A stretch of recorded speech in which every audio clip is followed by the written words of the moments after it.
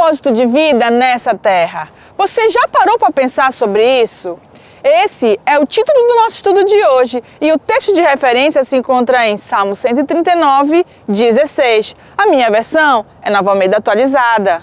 Os teus olhos viram a minha substância ainda informe, e no teu livro foram escritos todos os meus dias, cada um deles escrito e determinado, quando nenhum deles ainda existia.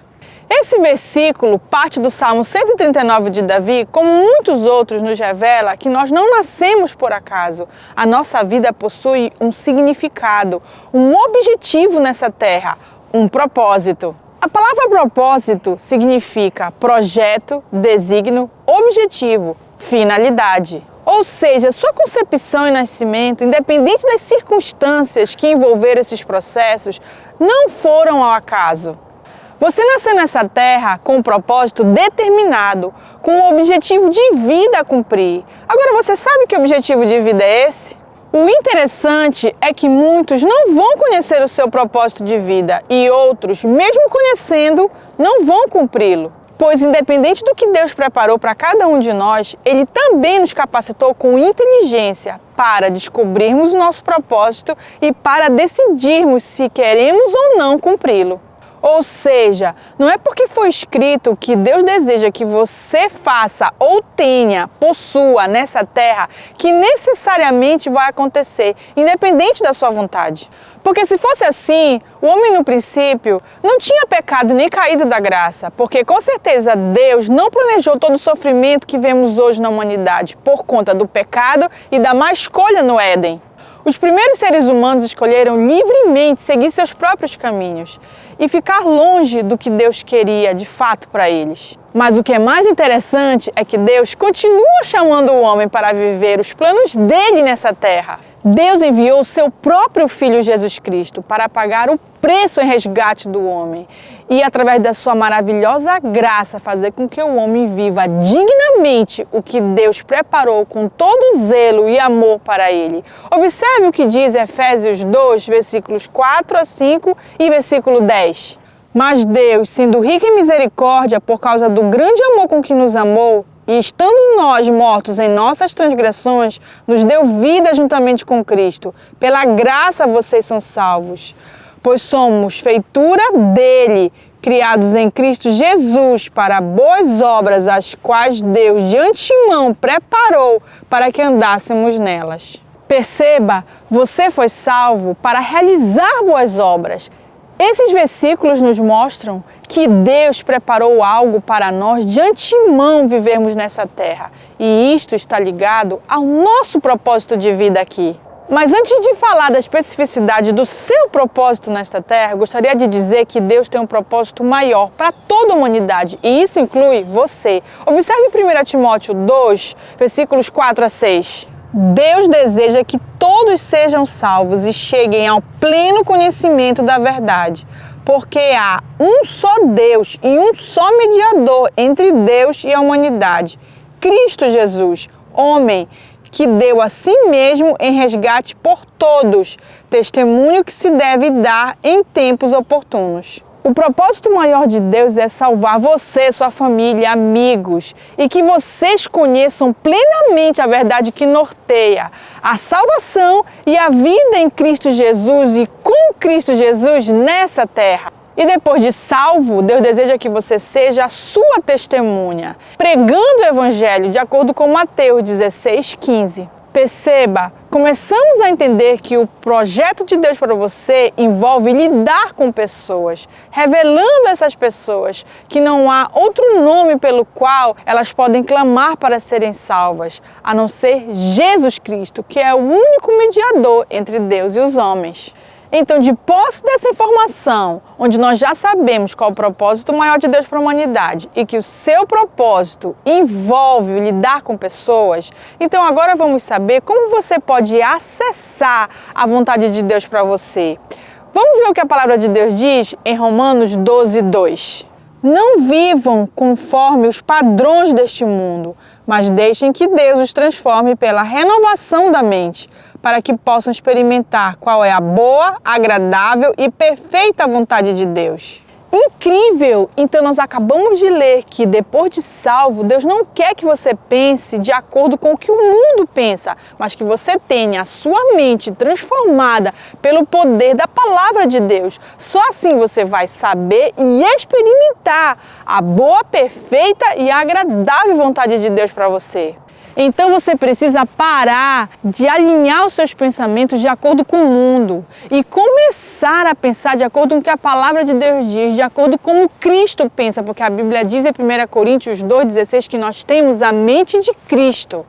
A Bíblia também nos mostra que, quanto ao cumprimento do propósito de maneira específica, existem 4 tipos de pessoas. Aqueles que nunca vão conhecer o que Deus tem para eles, aqueles que vão conhecer, mas vão optar por não cumprir, não vão querer cumprir o que Deus tem para eles, aqueles que vão conhecer e vão cumprir a duras penas, porque vão querer fazer da sua própria maneira. E aqueles felizardos que, além de conhecer o que Deus tem especificamente para eles, vão querer cumprir, direcionados pelo professor Espírito Santo. Em relação àqueles que nunca vão saber o que Deus escreveu especificamente para eles, eles estão debaixo da seguinte palavra. Observe 2 Coríntios 4, 3, 4. Mas se o nosso evangelho ainda está encoberto, é para os que se perdem que ele está encoberto, nos quais o Deus deste mundo cegou o entendimento dos descrentes, para que não lhes resplandeça a luz do evangelho da glória de Cristo, o qual é a imagem de Deus. Percebam, muitos estão se perdendo ou estão vivendo uma vida totalmente diferente daquela que Deus escreveu, porque foram cegos pelo inimigo das nossas almas, que não quer que o ser humano chegue ao conhecimento verdadeiro sobre Cristo Jesus e que conheça o seu verdadeiro propósito de vida nessa terra.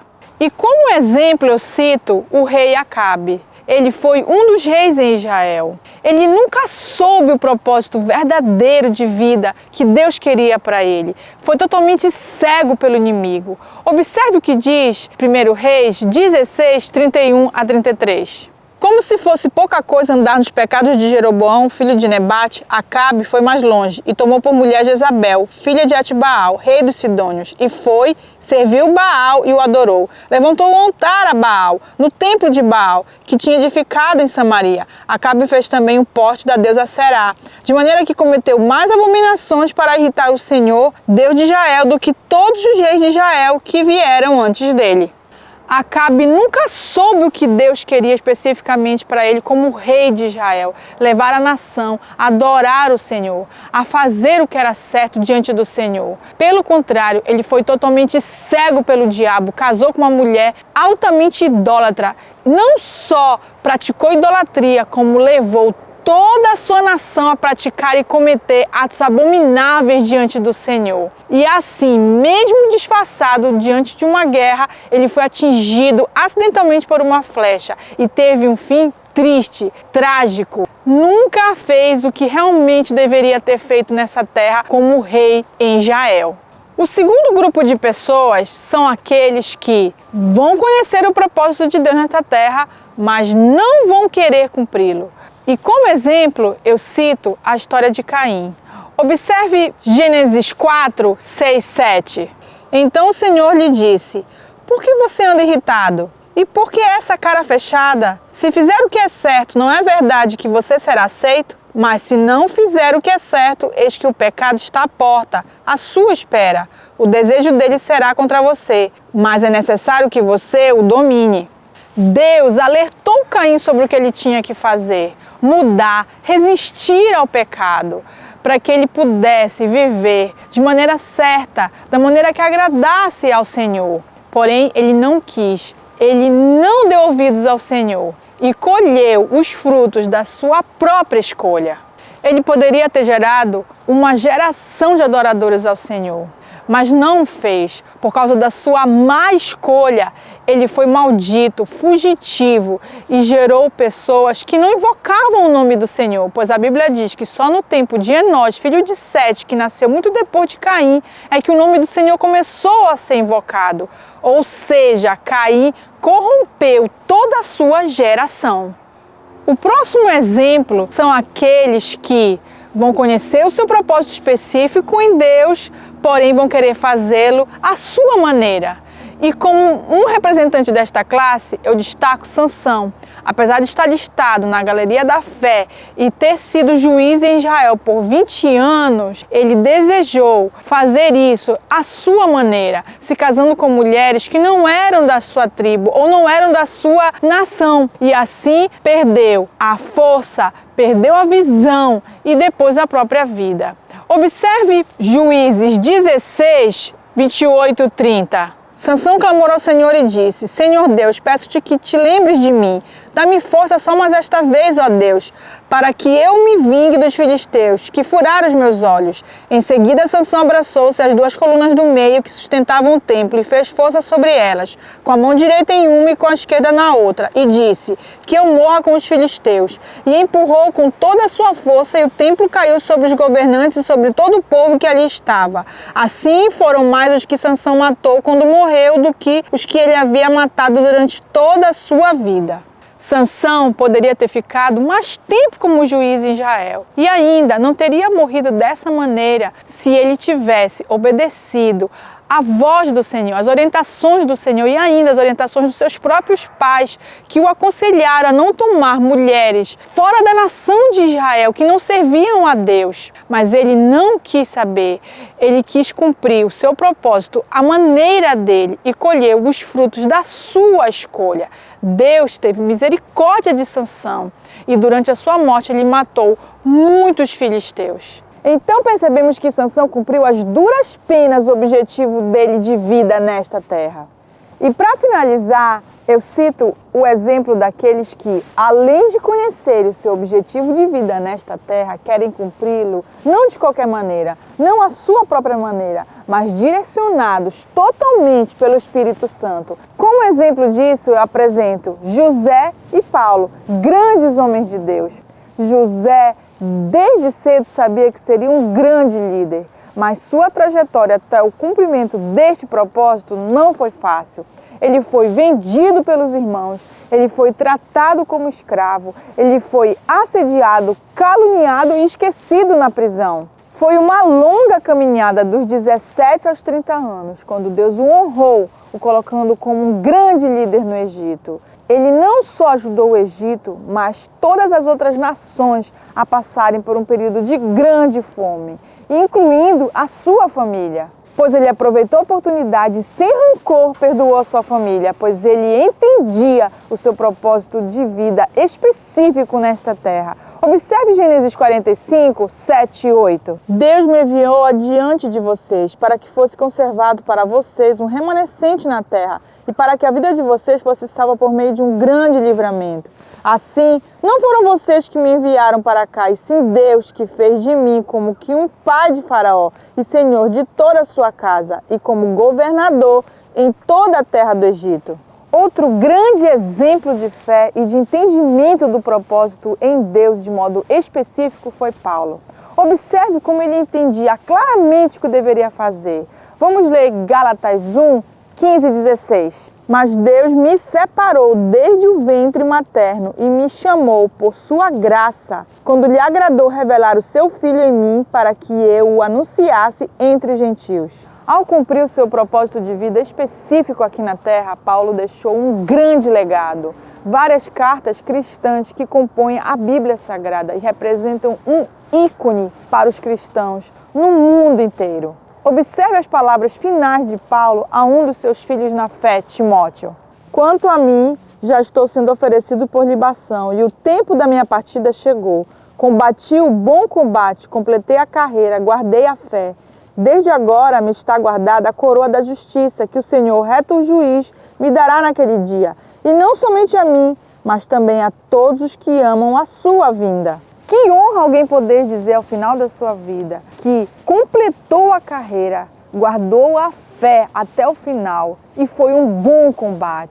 Que honra não poder citar o Salmo 139 e dizer: Senhor, obrigada porque todos os dias que tu escrevestes para mim no teu livro antes de eu nascer, eu cumpri pela tua graça cada um deles. Muito obrigada, Senhor. Isso seria maravilhoso, não? Agora, como esses homens, grandes homens de Deus, souberam exatamente o que deveriam fazer nesta terra? A Bíblia nos fala sobre isso. Observe Salmos 25, 12 e Romanos 8, 14. Aquele que teme o Senhor, Ele o instruirá no caminho que deve escolher, pois todos que são guiados pelo Espírito de Deus são filhos de Deus. Então aí percebemos onde está o segredo: temor, obediência ao Senhor e sensibilidade ao Espírito Santo. Vocês perceberam que aqueles que não temeram, não obedeceram ao Senhor ou não ouviram ao Espírito Santo, sucumbiram? Agora, aqueles que temeram, obedeceram e foram sensíveis à voz do Senhor, completaram a sua carreira, fizeram valer o seu propósito de vida nessa terra, o Espírito Santo vai comunicar ao seu espírito o que fazer, qual direção seguir, como realizar cada etapa até o cumprimento final do seu propósito de vida. Mas independente do que você fizer, faça para a glória do Senhor. Observe o que a palavra de Deus fala em 1 Coríntios 10 e 1 Pedro 4. Portanto, se vocês comem ou bebem ou fazem qualquer outra coisa, façam tudo para a glória de Deus. Cada um exerça o dom que recebeu para servir aos outros, administrando fielmente a graça de Deus em suas múltiplas formas. Se alguém fala, faça-o como quem transmite a palavra de Deus. Se alguém serve, faça-o com a força que Deus provê, de forma que em todas as coisas Deus seja glorificado mediante Jesus Cristo, a quem sejam a glória e o poder para todos sempre. Amém. Então, seu propósito aqui é servir as pessoas, revelando o amor de Deus através dos talentos, habilidades, ferramentas, dons que Deus vai te mostrar e capacitar ao longo da sua vida nessa terra. Seu propósito não é apenas ter um talento, desenvolver uma profissão, ter um ofício e ganhar dinheiro com isso, não. Seu propósito é ajudar pessoas utilizando seus dons, seus talentos, suas habilidades e todas as ferramentas que Deus vai disponibilizar para você nessa terra. E ao cumprir seu chamado, você glorifica a Deus, revelando seu Filho Jesus Cristo e vivendo a boa, perfeita e agradável vontade de Deus exclusiva para você. Então, independente do seu talento ou da sua profissão, seja lá o que for que você deseje fazer, o que você já faz, faça isso para ajudar as pessoas, revelando Cristo através das suas atitudes e cumprindo aquilo que Deus quer para você nesta terra. E para finalizar, eu desejo a você o Salmo 138:8. O Senhor cumprirá o seu propósito para comigo. Teu amor, Senhor, permanece para sempre. Não abandones as obras das tuas mãos. Medite nesse salmo. E nunca deixe alguém te dizer que você não tem valor, que a sua vida não tem propósito nenhum nessa terra. Não, Deus nunca desiste de você, jamais. Pense nisso. Que Deus te abençoe em nome de Jesus.